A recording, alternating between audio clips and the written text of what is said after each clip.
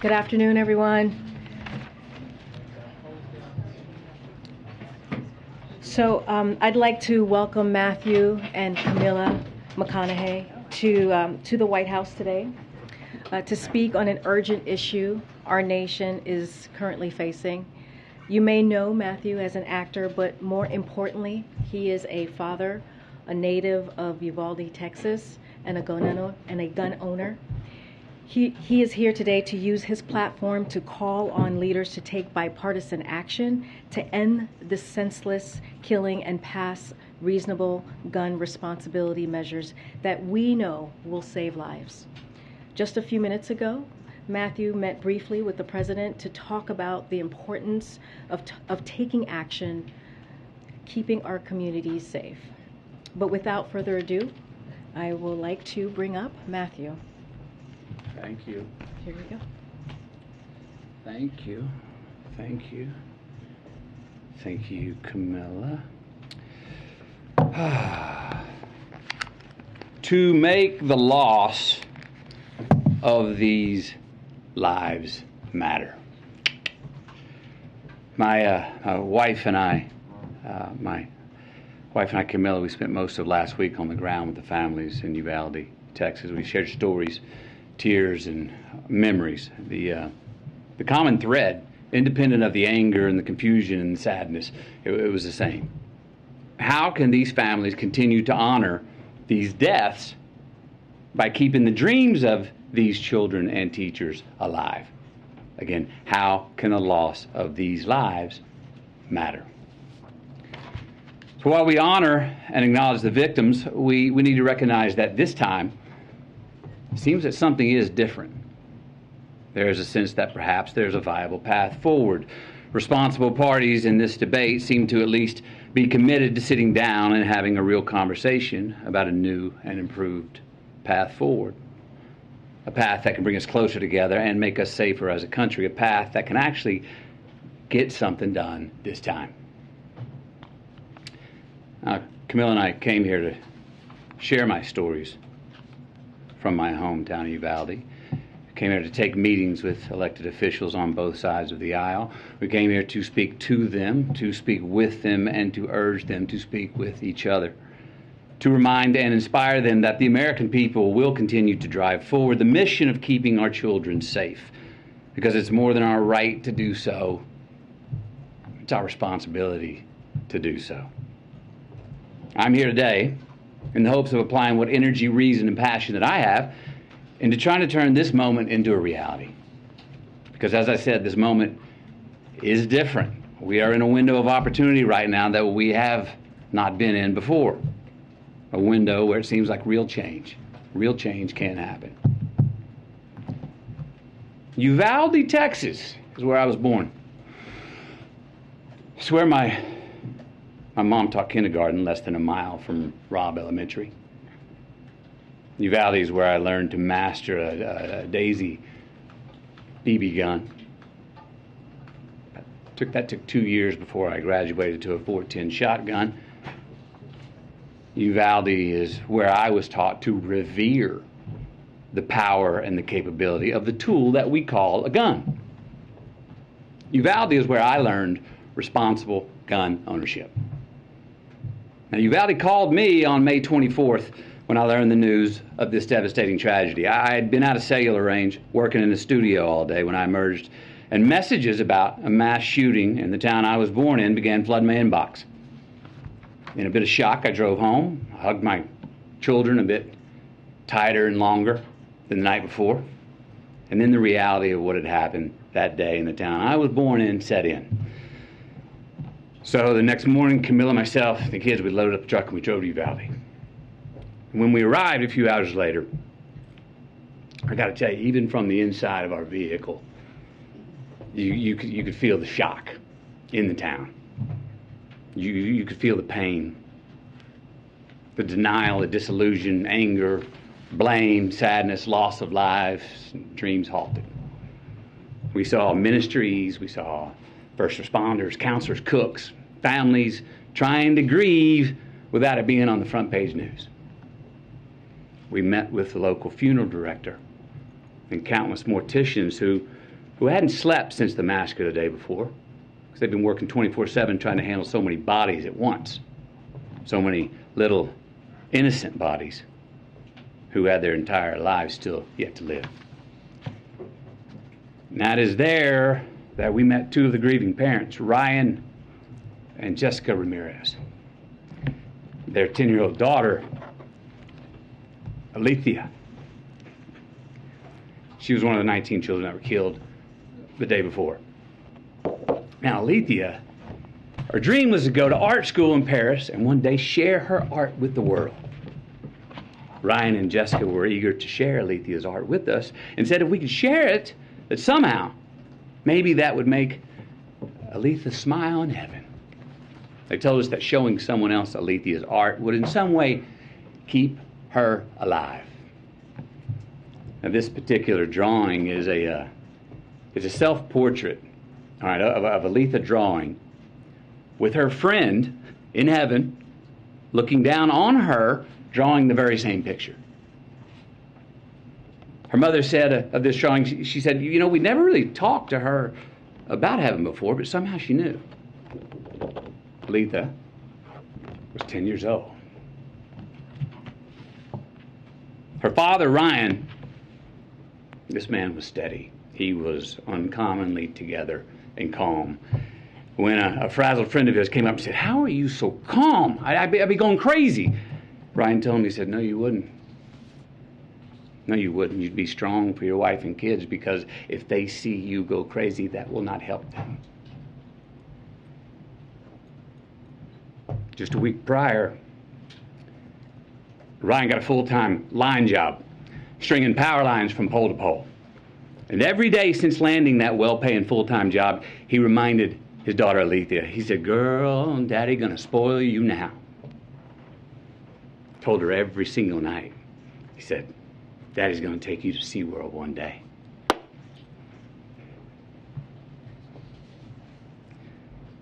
But he didn't get to spoil his daughter. Alethea, she did not get to go to SeaWorld. We also met Anna and Danilo, the mom and the stepdad of 9-year-old Maite Rodriguez. Now, Maite wanted to be a marine biologist. She was already in contact with Corpus Christi University of A&M for her future college enrollment. 9 years old. Maite cared for the environment so strongly that when the city asked her mother if they could release some balloons into the sky in her memory, her mom said, oh no, Maite wouldn't want to litter. Maite wore green high-top Converse with a heart she had hand-drawn on the right toe because they represented her love of nature. Camilla's got these shoes. Can you show these shoes, please? Wore these every day. Green Converse with a heart on the right toe. These are the same green Converse on her feet that turned out to be the only clear evidence that could identify her after the shooting. How about that? Maite wrote a letter. Her mom said if Maite's letter could help someone accomplish her dream, that then her death would have an impact. And it would mean her dying had a point and wasn't pointless. That it would make the loss of her life matter. The letter reads, Marine Biologist, I want to pass school to get to my dream college. My dream college is in Corpus Christi by the ocean. I need to live next to the ocean because I want to be a marine biologist. Marine biologists study animals and the water. Most of the time I will be in a lab. Sometimes I will be on TV.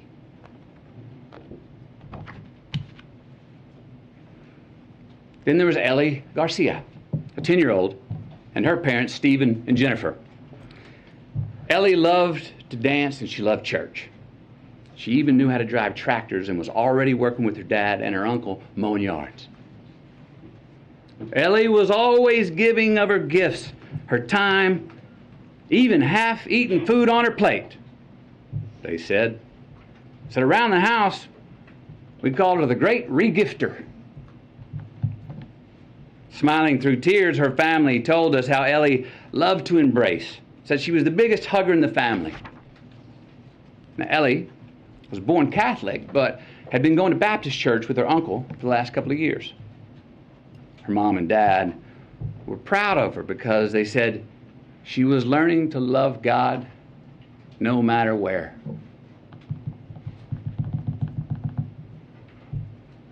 The week prior to her passing, she'd been preparing to read a verse from the Bible for the next Wednesday night's church service. The verse was from Deuteronomy 6:5. And thou shalt love the Lord thy God with all thy heart, with all thy soul, and with all thy might. That's who Ellie was becoming.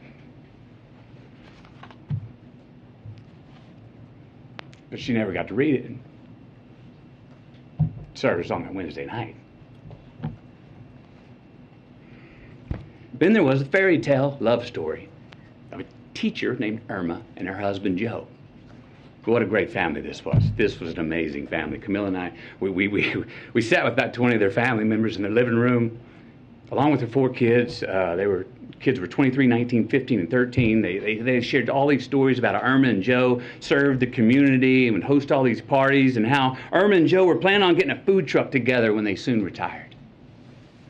They were humble, hard-working people.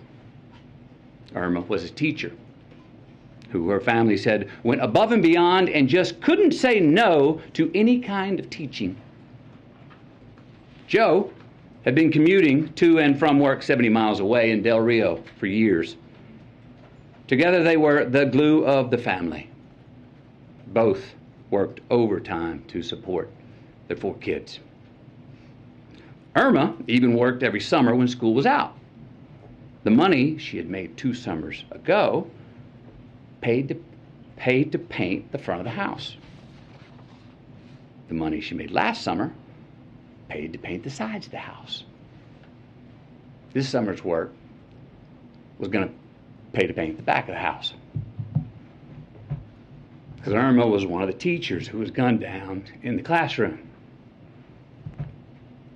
Joe, her husband, literally died of heartache the very next day when he had a heart attack.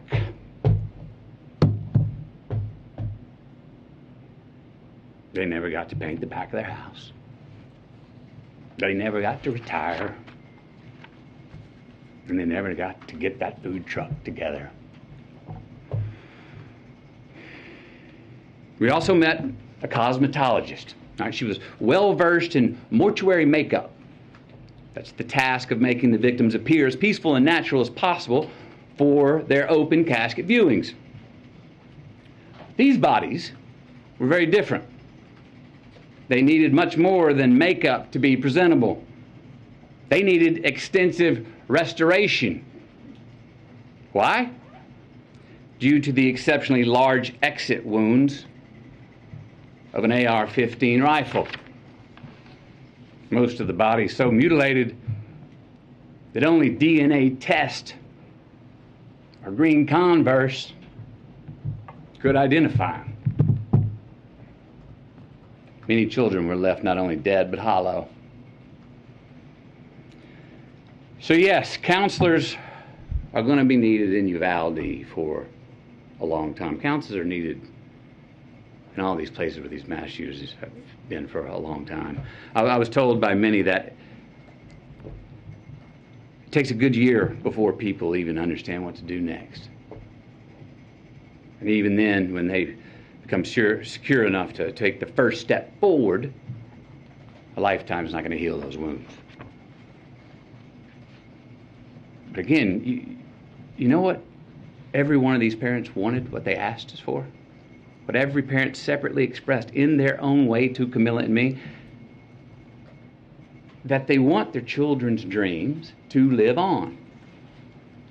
That they want their children's dreams to continue to accomplish something after they are gone. They want to make their loss of life matter. Look, we heard from so many people, right? Families of the deceased, mothers, fathers, sisters, brothers, Texas Rangers, hunters, Border Patrol, and responsible gun owners who won't give up their Second Amendment right to bear arms. And you know what they all said? We want secure and safe schools, and we want gun laws that won't make it so easy for the bad guys to get these damn guns. So, we know it's on the table. We need to invest in mental health care. We need safer schools. We need to restrain sensationalized media coverage. We need to restore our family values. We need to restore our American values. And we need responsible gun ownership. Responsible gun ownership. We need background checks. We need to raise the minimum age to purchase an AR-15 rifle to 21. We need a waiting period for those rifles. We need red flag laws and consequences for those who abuse them. These are reasonable, practical, tactical regulations to our nation, states, communities, schools, and homes. Responsible gun owners are fed up with the Second Amendment being abused and hijacked by some deranged individuals. These regulations are not a step back. They're a step forward for a civil society and the Second Amendment. Look, is this cure-all? Hell no. But people are hurting. Families are, parents are. And look, as divided as our country is, this gun responsibility issue is one that we agree on more than we don't. It really is. Look, this should be a nonpartisan issue. This should not be a partisan issue. There is not a Democratic or Republican value in one single act of these shooters. It's not. But people in power have failed to act. So we're asking you. And I'm asking you, will you please ask yourselves, can both sides rise above? Can both sides see beyond the political problem at hand and admit that we have a life preservation problem on our hands? Because we got a chance right now to reach for and to grasp a higher ground above our political affiliations. A chance to make a choice that does more than protect your party. A chance to make a choice that protects our country now and for the next generation. We've got to take a sober, humble, and honest look in the mirror and rebrand ourselves based on what we truly value. What we truly value. We've got to get some real courage and honor our immortal obligations instead of our party affiliations. Enough with the counterpunching. Enough of the invalidation of the other side. Let's come to the common table that represents the American people. Find a middle ground, the place where most of us Americans live anyway, especially on this issue. Because I promise you, America, you and me, we are not as divided as we are being told we are. No. How about we get inspired? Give ourselves just cause to revere our future again. Maybe set an example for our children. Give us reason to tell them, hey, listen and watch these men and women. These are great American leaders right here. Hope you grow up to be like them. And let's admit it. We can't truly be leaders if we're only living for re-election. Let's be knowledgeable and wise and act on what we truly believe. Again, we got to look in the mirror, lead with humility, and acknowledge the values that are inherent to, but also above politics. We got to make choices, make stands, embrace new ideas, and preserve the traditions that can create true progress for the next generation. With real leadership, Let's start giving us, all of us with real leadership, let's start giving all of us good reason to believe that the American dream is not an illusion. So where do we start? We start by making the right choices on the issue that is in front of us today. We start by making laws that save innocent lives and don't infringe on our Second Amendment rights. We start right now by voting to pass policies that can keep us from having as many Columbine, Sandy Hooks, Parklands, Las Vegas, Buffaloes, and Uvaldes from here on. We start by giving Alethea a chance to be spoiled by her dad.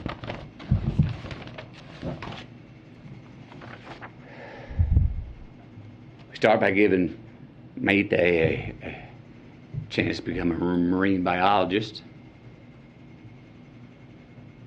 We start by giving Ellie a chance to read her Bible verse at the Wednesday night service. We start by giving Irma and Joe a chance to finish painting their house. Maybe retire, get that food truck. We start by giving McKenna, Layla, Miranda, Nevaeh, Jose, Javier, Tess, Rogelio, Eliana, Annabelle, Jackie, Azuya, JC, Jayla, Ava, Amory, and Lexi. We start by giving all of them our promise that their dreams are not going to be forgotten. We start by making the loss of these lives matter.